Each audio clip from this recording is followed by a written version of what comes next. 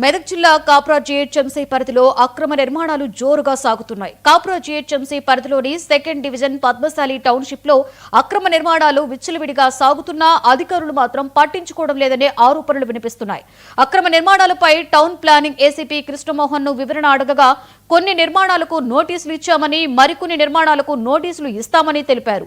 Police protection తీసుకుని Padmashali township లో మౌలాలీలో రాధికా చౌరస్తాలో నిర్మించిన అక్రమ నిర్మాణాలను తొలగిస్తామని ఆయన వెల్లడించారు.